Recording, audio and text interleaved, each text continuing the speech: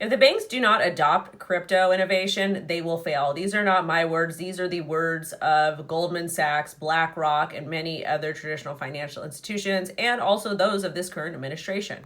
Goldman Sachs and BlackRock have not came out and outright said this. However, their actions tell me otherwise. According to The Block, Goldman Sachs, head of digital assets, explains what will take crypto to the next level. He said two things. First, institutions need the green light to engage broadly across the market for serious growth to occur. When he says institutions, he's talking about the banks, traditional finance. The banks in traditional finance weren't really allowed to engage in crypto prior because of Operation Chocolate 2.0 and the Federal Reserve. Federal Reserve now came out and said that, hey, banks can now engage in crypto and Bitcoin. But of course, there's no real guidelines on how banks are supposed to do this, which is why regulatory clarity is so important and why it's so good that we have pro-crypto SEC chair Paul Atkins, and we also have Mark Ueda and Hester Peirce that are leading the crypto task force over the SEC.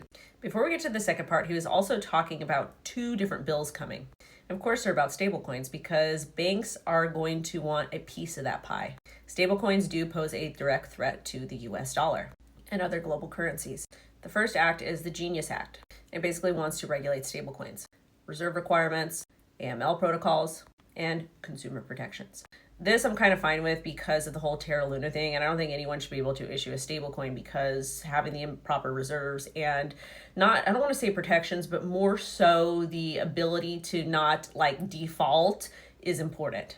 But once we get stablecoin regulations, we're going to see banks come into crypto full circle, which would essentially add more liquidity. But I personally think it's not really going to be that great for crypto price-wise. It'll be great for adoption. Now let's get to the second part of the comment from Goldman Sachs.